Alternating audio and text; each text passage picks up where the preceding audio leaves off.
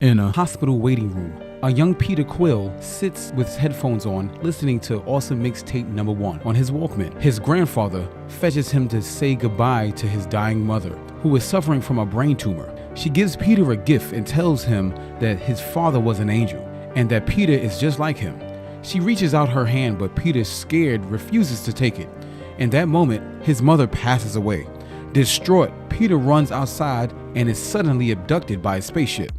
Morag 2014. On the planet Morag, an adult Peter Quill, also known as Star-Lord, searches for a mysterious orb while jamming to Awesome Mixtape Number 1. He finds the orb and removes it from a laser enclosure. Suddenly, he is ambushed by Korath, the pursuer, and his henchmen. After a fierce shootout, Peter manages to escape in his ship, the Milano. Yondu Odonda, Peter's surrogate father figure and leader of the Ravager platoon that raised him, contacts Peter and demands that he hand over the orb. However, Peter decides to sell it for himself. Yondu's men criticize him for being soft on Peter despite his constant betrayals, but Yondu dismisses their concerns and focuses on discovering who else is interested in the orb. Korath returns to the Dark Aster, a Kree warship commanded by the genocidal tyrant Ronan the Accuser. Ronan plans to destroy the planet Xandar as revenge for the death of his father and grandfather at the hands of its people. Korath informs Ronan that he failed to retrieve the orb and that it is now in Peter's possession. Ronan intends to trade the orb with Thanos in exchange for Thanos destroying Xandar. He assigns Nebula, Thanos' daughter, to retrieve the orb, but her sister Gamora volunteers instead. Nebula protests, but Ronan insists on sending Gamora. On Xandar, Peter takes the orb to a broker and inquires about its nature, as Ronan's goons are also after it. Upon hearing Ronan's name, the broker declines any involvement and throws Peter out of the shop. Outside, Gamora ambushes Peter in an attempt to take the orb for herself. As they fight, they are interrupted by Rocket Raccoon and Groot, who are chasing a bounty on Peter's head. Amid the chaos, Peter, Gamora, Rocket, and Groot are arrested by the Nova Corps and sent to the Klang, a space prison. Inside the prison, Gamora faces hostility from the other inmates due to her association with Thanos. Drax the Destroyer, another prisoner, holds a personal grudge against Gamora because Ronan murdered his wife and daughter. He seeks revenge by killing a member of Ronan's family. However, Gamora explains that she planned to betray Ronan and is not related to him. Peter defends Gamora, arguing that she deserves a chance. Meanwhile, Ronan is summoned to meet Thanos at his domain in an asteroid field. Ronan reports to Thanos that Gamora has betrayed him and kills one of Thanos' subordinates for disrespecting him. Thanos orders Ronan to eliminate Gamora. Thanos also mentioned that Gamora is considered the favorite daughter, causing Nebula to become enraged. At the Klin, Gamora devises a plan to sell the orb to another buyer. Peter, Rocket, and Groot agree to assist her and split the reward. Rocket hatches an escape plan from the prison, requiring a guard's wrist device, a prisoner's prosthetic leg, and a battery from a tall column. However, Groot accidentally grabs the battery first, triggering alarms and security droids, while Peter negotiates for the prisoner's leg. Gamora retrieves a wrist device. Drax decides to join the escape, realizing that Ronan will eventually target Gamora, providing an opportunity for Drax to get his revenge on Ronan. Each member successfully obtains their assigned item, and they reach a guard station near the prison's top. Rocket expresses surprise that Peter managed to secure the leg, revealing his earlier comment about not needing it was a joke. With time running out, Rocket sets up a contraption to disable gravity in the prison and use the security droids as propulsion to fly the guard station out. They manage to escape, but Peter separates from the group, informing Rocket that he left something behind. It turns out to be his Walkman with the beloved Awesome Mixtape, which he retrieves from a guard. Yondu confronts his broker to discover that Peter still possesses the orb. Using his arrow as a threat, he coerces the broker into revealing Peter's possible whereabouts. As everyone on Peter's ship spends time together, they struggle to get along.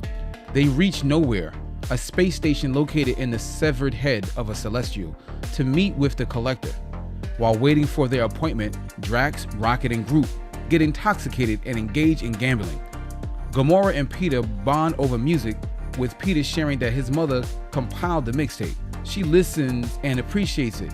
Peter invites her to dance, but she remains wary, emphasizing that she won't fall for his charms. He relates the tale of Footloose to her, which involves people refusing to dance. Peter makes a romantic advance, but Gamora rebuffs him, asserting that she is not one of the gullible girls he usually encounters. Before meeting the Collector, Drax, Rocket, and Groot, still inebriated, engage in a heated brawl. Drax belittles Groot's intelligence, and Rocket grows tired of being called a rodent. Peter manages to defuse the situation. Drax separately contacts Ronan, making a phone call. The Collector possesses an extensive collection of items from across the galaxy, including Howard the Duck and Cosmo the Soviet space dog. The Collector places the orb in a lathe, revealing it to be a capsule for an Infinity Stone. He explains that these stones are 6 powerful entities formed during the Big Bang, possessing the ability to annihilate planets. Suddenly, the Collector's assistant seizes the stone, attempting to kill him. The Infinity Stone's influence poisons her, resulting in a massive explosion that claims her life and devastates the area. Most survive the blast, including Cosmo. Peter and the others manage to escape with the orb containing the Infinity Stone. They decide that Nova headquarters is the safest location for the stone, as it possessed too great a risk elsewhere. Unexpectedly, Ronan and his crew ambush the group in response to Drax's call. Yondu's Ravager platoon, who had tracked Peter through the broker, also arrives. Gamora, Rocket, and Quill flee in separate ships, while Nebula and some of Ronan's henchmen pursue them. Drax confronts Ronan but suffers a severe beating. Nebula pursues Gamora's vessel beyond the atmosphere and destroys it, leaving Gamora adrift in space. Realizing he can't let Gamora perish, Peter contacts Yondu to disclose their location. Peter then abandons his ship and floats towards Gamora, offering her his gas mask to survive. Yondu arrives just in time, employing a tractor beam to rescue Peter and Gamora from freezing to death. It becomes evident that Yondu's ship is the same one that abducted Peter as a child. Meanwhile, aboard the Dark Aster, Ronan informs Thanos that with the Infinity Stone in his possession, he can betray Thanos and destroy Xandar on his own before going after Thanos himself. Ronan embeds the Infinity Stones into his hammer. Back on Yondu's ship, Yondu plans to execute Peter for betraying him. However, Peter convinces him that he has a strategy to retrieve the orb. On Nowhere, Drax, Groot, and Rocket form an alliance to rescue Peter and Gamora from Yondu. They pilot the Milano to Yondu's ship and threaten to destroy it using a weapon created by Rocket unless Yondu releases Peter and Gamora. Peter emerges from the crowd aboard Yondu's ship and convinces Rocket that he doesn't need rescuing. Now aboard the Milano, Peter explains that they must prevent Ronan from bringing the Infinity Stone into contact with Xandar's surface, which will annihilate the planet. He claims to have a plan to stop Ronan, although the others doubt his sincerity. Peter initially reveals that 12% of a plan, but Groot, through Rocket's translation, points out that it's more than 11%. Despite the risks, each member of the group decides to join the fight against Ronan, having already lost so much.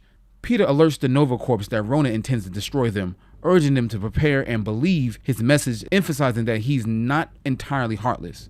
Rocket proposes a plan to breach Ronan's ship, allowing Peter, Groot, Drax, and Gamora to infiltrate it. Gamora will disable Ronan's security system while they use Rocket's cannon to obliterate him. They set their plan in motion, with Rocket creating an opening in the Dark Aster and assisting Yondu's men in defeating Xandar against Ronan's fighter ships. Yondu gets shot down but manages to single-handedly eliminate a platoon of foes using his arrow. On the Dark Aster, Gamora engages in a fierce battle with Nebula, while Drax, Peter, and Groot head towards the ship's bridge.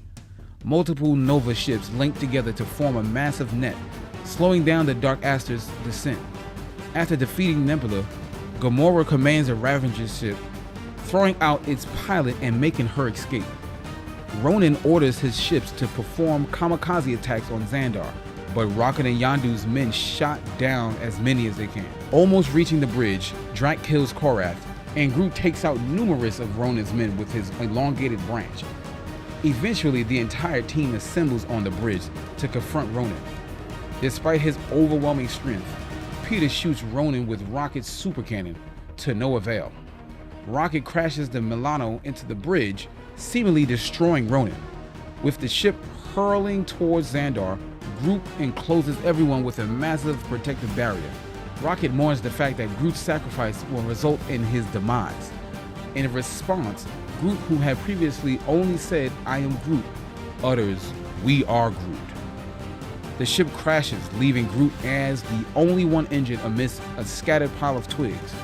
Despite the ordeal, Ronan, their adversary, is still alive and taunts Peter as his crew sarcastically referring to them as the Guardians of the Galaxy. However, Peter surprises everyone by standing up and initiating a dance-off, grooving to the tune of "Ooh, child, things are gonna get easier." How you guys like them vocals? But anyway, back to the story. This diversion allows Drax and Rocket to disarm Ronan by shooting his hammer, causing the Infinity Stone it contains to be released. Before Ronan can reach it, Peter seizes the stone, although he soon realizes that holding it will prove fatal, much like the Collector's assistant. In a moment of courage, Gamora offers her hand to Peter, and he musters the strength to grab it. Drax and Rocket join hands with them, and the combined power of the Infinity Stone is distributed among the group, resulting in a powerful surge of energy that disintegrates Ronan. Rocket retrieves one of the twigs that once formed Groot. Yondu appears and demands the stone as per their initial agreement. Peter hands them the orb, but unbeknownst to Yondu, Peter has secretly switched it, keeping the one containing the stone for himself. Gamora expresses her disappointment in Peter's choice, but he reveals his deception, assuring her that he still possesses the stone. At Nova headquarters, they surrendered the orb housing the Infinity Stone, and Peter discovers that he is not entirely human, but rather a mix of humanity and an ancient enigmatic lineage. Speculations arise that his non-human genes enabled him to withstand the power of the Infinity Stone without succumbing to its effects. A celebration takes place aboard Yondu's ship, although Yondu's gaze falls suspiciously upon the orb.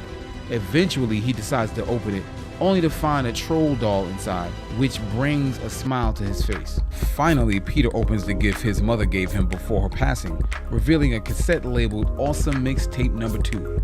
He asks the Guardians where they wish to go next, and when Gamora responds, "You lead, Star-Lord," he proposes an adventure encompassing both good and bad.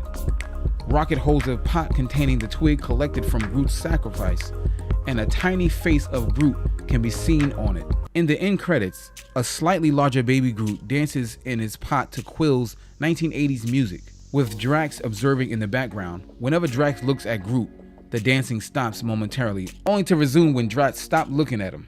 After the credits, the Collector, sitting amidst the wreckage, drinks while Cosmo, the Soviet space dog, approaches and licks his face.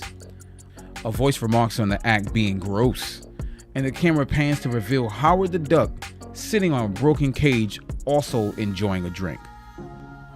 Now that's going to be all for this summary. Thanks for watching and stopping by.